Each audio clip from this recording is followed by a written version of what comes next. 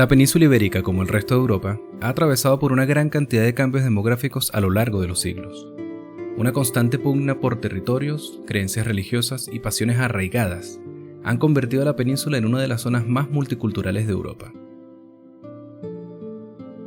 Aunque la llegada del Homo sapiens a la península aún está en debate, la teoría más aceptada es la migración desde África por el estrecho de Gibraltar. Otros estudios sugieren que entraron desde los Pirineos, pero lo más probable es que existieron migraciones desde ambos puntos. Existen evidencias de que el neandertal estuvo presente 160.000 años antes de estas migraciones, y no desapareció hasta hace 28.000 años. Los motivos de su desaparición son inciertos, pero varios estudios apuntan a que existen restos de su código genético en los humanos modernos, creando así la teoría de que se mezclaron con el Homo sapiens. Los restos más significativos se encuentran en la cueva de Altamira, con pinturas rupestres de aproximadamente 36.000 años.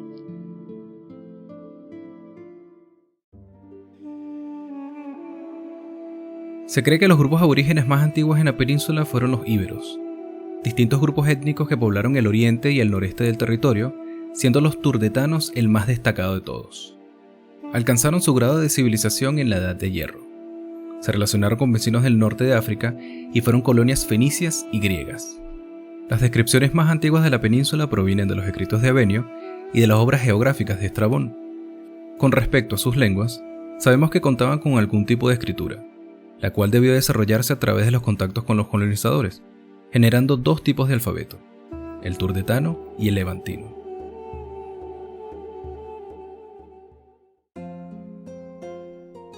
El término celta o keltoi es un concepto griego que se utilizó para designar pueblos aborígenes del centro y el norte de Europa. Los primeros grupos protoceltas llegaron a la península ibérica a mediados del siglo X a.C. y se establecieron en la meseta norte y en el noroeste. Sus descendientes crearon núcleos culturales, siendo los más sobresalientes los galaicos, los astures y los cántabros. Sus intensos vínculos con las demás comunidades atlánticas como los finisterres influenciaron su arte, su lengua y sus costumbres.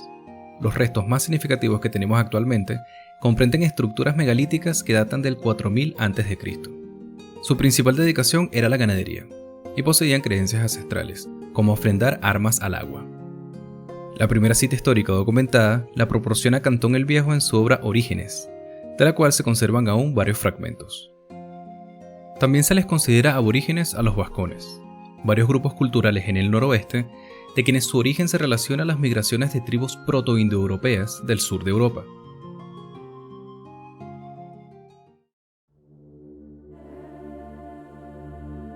Tartessos fue una organización política compuesta de varios pueblos ubicada en el sur y oeste de la península. Desde el siglo VI hasta el siglo IV, varios historiadores helenos dejaron constancia de lo que se sabía sobre aquella civilización. Antonio de Nebrija identificó a Tartessos con el río Guadalquivir y con el paisaje de brazos marítimos que formaban su desembocadura. El monarca más conocido de esta civilización fue Argantonio. Se cree que es una combinación de varios monarcas, ya que se le atribuye una existencia de 120 años. Heródoto sitúa su mandato entre el 630 y el 550 a.C. Estrabón habla de sus aportes culturales, así como su potente comercio con el resto de los pueblos del Mediterráneo. Comercializaban cereales, olivo y vid, y eran conocidos por su extensa ganadería.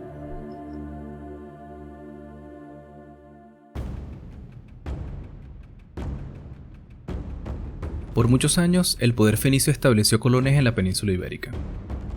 Cartago, luego de tomar las riendas administrativas del mundo fenicio, lidera las colonias de Occidente, que entre ellas se encontraban las factorías de Iberia, convirtiéndose en una potencia marítima en todo el Mediterráneo sur.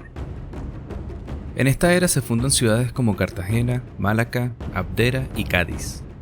Fue en la ciudad de Cartagena en donde se formó el enorme ejército de Aníbal Barca, el conocido general que hizo temblar el Imperio Romano en la Segunda Guerra Púnica, quien montando elefantes cruzó los Pirineos con 90.000 soldados y 12.000 jinetes, invadiendo toda la península itálica en el 216 a.C.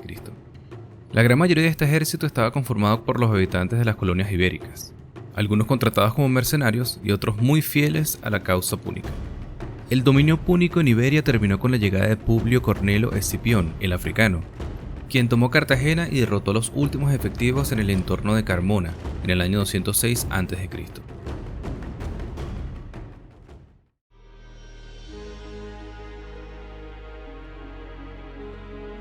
La conquista romana se extendió por casi 200 años. El término Hispania significa tierra de conejos en latín. En el año 218 a.C., Publio Cornelio Escipión desembarcó en Ampurias, con la intención de atacar la península para poder contrarrestar el avance de Aníbal en Italia. Como consecuencia, la península se dividió en dos grandes provincias: Citerior, con capital en Tarraco, y Ulterior, con sede en Córdoba. La conquista se completó con las campañas cántabras, cuyo resultado fue la anexión territorial de lo que hoy es Galicia y la cordillera cantábrica, entre los años 29 y 19 a.C. Además de la conquista militar, Roma no se limitaba a dominar un territorio y explotarlo, sino que exportaba su lengua, su derecho, su economía y sus infraestructuras. Hispania fue una de las provincias más romanizadas. Los hispanos no se sentían pueblos ocupados, sino miembros del imperio. Este sentimiento de identidad se concretó con la incorporación de Hispania al sistema económico imperial, la creación de 2 legiones militares en el territorio y la extensión de la ciudadanía romana. 3 emperadores romanos nacieron en la provincia de Hispania: Trajano, Adriano y Teodosio I.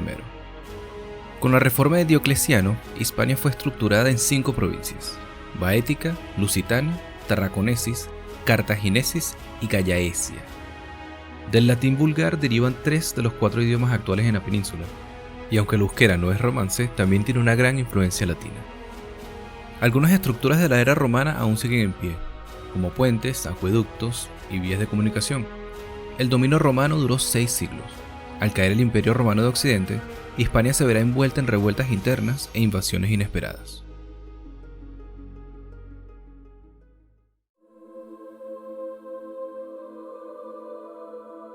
Los primeros testimonios de la llegada del cristianismo a Hispania datan del siglo II después de Cristo. San Irineo habla de los íberos en su obra Contra los herejes. La predicación de Santiago el Apóstol en la península es la más famosa de todas. La referencia más antigua se encuentra en el Tratado de Hortu et Vitu Patronum, escrito hacia el 612 después de Cristo. La ruta de su predicación se convirtió en un ritual de peregrinación conocido como el Camino de Santiago. Para proteger este camino, se creó una orden militar católica en 1170, aprobada por el Vaticano en 1175. De ahí el origen de la Cruz de Santiago, santo patrón de todos los hispanos. En Edad Media, se intensificó su identidad con Hispania a raíz de las invocaciones en las batallas de la Reconquista, sirviendo como motivación moral y ética.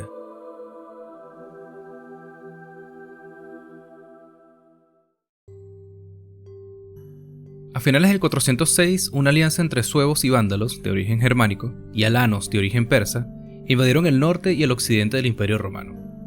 Las causas de esta invasión son un tema de discusión, pero en general se le atribuye al avance de los hunos en el noreste de Europa y a la pugna interna entre Constantino III y el emperador Honorio. Estas invasiones sometieron a Hispania en el 409, por lo que el emperador le ofrece un territorio en la Galia a otro grupo germánico, conocido como los godos, a cambio de la expulsión de los invasores. Así los godos fundan el reino de Tolosa al oeste de la Galia, y consecuentemente expulsan a los vándalos y a los alanos, manteniendo un tratado diplomático con el reino de los suevos en la actual Galicia. Estas campañas se concretaron durante el reinado de Eurico en el siglo V. Sin embargo, los francos expulsaron a los godos del territorio galo, obligándolos a establecer su capital en Barcelona. Es el rey Atangálido quien fija finalmente la capital del reino en Toledo, creándose así oficialmente el reino visigodo de Toledo en Hispania. La monarquía se caracterizó por ser inestable políticamente. Se mantuvo en un constante debate entre 2 posiciones, el sistema electivo y el sistema hereditario, hasta que en el Cuarto Concilio de Toledo del 633 fueron aceptadas las tesis electivas. Los godos practicaban el cristianismo arriano, pero esto cambió con la conversión de Recadero I al catolicismo, profundizando así la integración del reino con la mayoría de la población hispana. El máximo exponente cultural visigodo fue San Isidro, arzobispo de Sevilla y autor de las Etimologías, obra enciclopédica de gran resonancia durante el medioevo.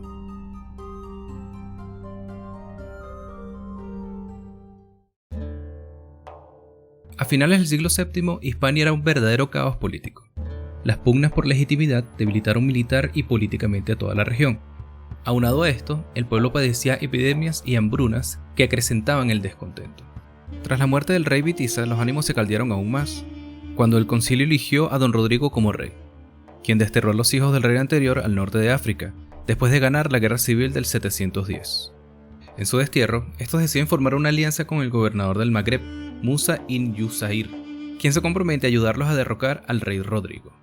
Es así como en el verano del 711 se enfrentan las tropas de Don Rodrigo con el ejército árabe, liderado por Tariq ibn Ziyad, con 7.000 soldados y el resto de los desterrados. El rey Don Rodrigo contaba con aproximadamente 20.000 soldados. Confiado por su superioridad numérica, se lanza a la batalla sin darse cuenta que el grosso de su ejército aún le era fiel a los descendientes de Witiza. En plena batalla, la mayoría de los soldados visigodos se cambian de bando, y Don Rodrigo es aplastado por las fuerzas de Tariq. Sin rey y tampoco sin sucesor, los gobernadores godos optaron por rendir sus ciudades, siendo Teodómiro el último en firmar un tratado por el que se sometía al invasor. Ya para el 714 la mayoría del territorio estaba conquistado. Los esclavos, libertinos y campesinos no habían tenido posibilidad de intervenir en la política del reino visigodo, por lo cual muchos de ellos vieron a los musulmanes como libertadores. La iglesia firmó tratados de paz con el nuevo gobierno, quien se comprometió a respetar las creencias cristianas y costumbres locales. Esta promesa durará poco, ya que el motivo de la conquista árabe por parte de la dinastía omeya era expandir el Islam por toda la tierra. Los sobrevivientes fieles a Don Rodrigo se atrincheraron en la cordillera cantábrica, mientras que los visitanos se acomodaron política y económicamente. Según las crónicas asturianas, Don Pelayo, primo de Don Rodrigo, es elegido rey y heredero de los reinos cristianos de Hispania. Con este título, se dedicó a liderar la resistencia cristiana frente a la invasión musulmana. Don Pelayo es quien lidera la batalla de Covadonga en el 722, lo que se convertiría en la derrota que logra frenar a la invasión árabe. Su sucesor, el rey Alfonso I, consiguió extender su principado con la anexión de Galicia, el norte de Portugal, la vertiente sur de la cordillera cantábrica, la Buerba y la Rioja. En el territorio conquistado se generan disputas internas por la toma de poder de Abderramán I, quien huye de Damasco después de que su familia fuera derrocada. Tras su victoria, se crea en el 756 el Emirato de Córdoba, el cual se separa del resto del mundo islámico para gobernar como un reino independiente. Durante el periodo andalusí se generó un gran mestizaje en la población: hispano-romanos, visigodos convertidos, bereberes y hasta en la nobleza, siendo Abderramán III un claro ejemplo de esto. Cuentan sus poetas que debido a la herencia vascona por parte de su madre, nació pelirrojo, por lo que se pintaba la barba de negro para poder conseguir un respeto mayor entre la clase dominante árabe. El gobierno de Abderramán III estuvo marcado por guerras de sublevación, pero también por un gran crecimiento económico y cultural, convirtiéndose en la nación islámica más próspera de su época, siendo la ciudad de Córdoba un centro de estudios científicos y avances tecnológicos. En la ciudad de Córdoba se fundaron 70 bibliotecas, una universidad en Granada y en Toledo una escuela de traductores.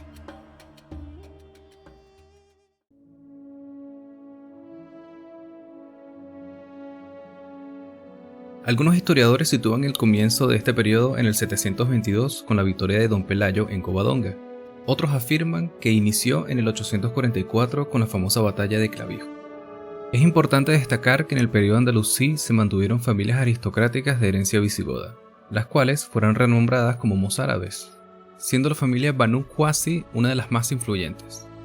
Esta familia se rebeló contra el Emirato de Abderramán II al aliarse con el reino de Pamplona.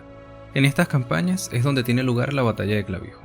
Aunque su relato más que todo es una leyenda, se dice que el rey de Pamplona, Ramiro I, tuvo un sueño el día antes de la batalla, en donde el apóstol Santiago se le presenta y le dice que tenga confianza en sus tropas, porque él lo acompañaría junto a un poderoso caballo blanco. Esta narrativa encendió la moral cristiana, lo que impulsó una victoria aplastante en contra de los musulmanes en la mañana del 23 de mayo del 844. Desde entonces se le da el nombre de Santiago Matamoros. 156 años después, el reino de Pamplona se convierte en el reino de Navarra, con la anexión de los condados de Castilla, Sobrarbe y Ribagorza. Es aquí en donde comienza el engrandecimiento de Castilla, convertida en reino con Fernando I y unificándose con la corona de León. Durante su reinado, se encargó de impulsar el desarrollo artístico que venía desarrollándose desde el siglo X, el arte románico, destacando entre ellos la Catedral de Huesca, la iglesia de San Martín y la iglesia de San Isidoro de León. Castilla es heredada por Sancho II, quien inmediatamente nombra alférez a su amigo Rodrigo Díaz de Vivar, el famoso Cid Campeador, quien sirvió de general para las victorias contra la taifa de Zaragoza. Sancho II muere de manera abrupta en el 1072 durante el asedio de Zamora. Su hermano Alfonso VI heredó la corona y desterró al Cid junto con su ejército. La figura de Rodrigo Díaz de Vivar está rodeada de mitos, especulaciones y fantasías, pero sin duda fue el mejor caballero de la Reconquista. Su capacidad de diálogo y su conocimiento en la guerra lo llevó a poder entenderse con los musulmanes, sirviendo unas veces como guerrero y otras veces como diplomático. La principal hazaña de Alfonso VI fue la conquista de Toledo en 1085. Otro hito de la reconquista fue la batalla de Navas de Tolosa en el 1212. El rey Alfonso VIII obtiene la victoria obligando a los sobrevivientes a huir a las taifas del sur de la península. Durante casi 300 años se vivió en una tensa calma, hasta que en el siglo XV Castilla experimentó una recuperación demográfica y económica, lo que fomentó el deseo de expulsar a los musulmanes del resto de la península ibérica. En 1468 Enrique IV aceptó el Pacto de los Toros de Guisando, en el cual lo sucedería su hermanastra Isabel. Al año siguiente, Isabel de Castilla se casa con su primo Fernando II de Aragón, conocidos posteriormente como los Reyes Católicos. Esta es la unión que marca un antes y un después para los reinos cristianos, ya que se convierten en los representantes de la cruzada cristiana en contra de los musulmanes. Desde 1486, en la cruzada contra el Islam fueron cayendo Málaga, Almuñécar, Baza y Almería. En un acto de gran diplomacia, el capitán Gonzalo Fernández de Córdoba logra un acuerdo entre las dos partes para rendir la ciudad. Finalmente, el 2 de enero de 1492, los Reyes Católicos entran a Granada, sellando así el fin del dominio árabe en España. Pocos meses después, un navegante genovés se le presenta a los Reyes Católicos con un proyecto muy ambicioso: conseguir una ruta de comercio alterna hacia la India. Con un reino endeudado y con aspiraciones de expansión política, la Corona de Castilla financia este viaje, sin imaginar el gigantesco cambio que esto representaría para el mundo entero.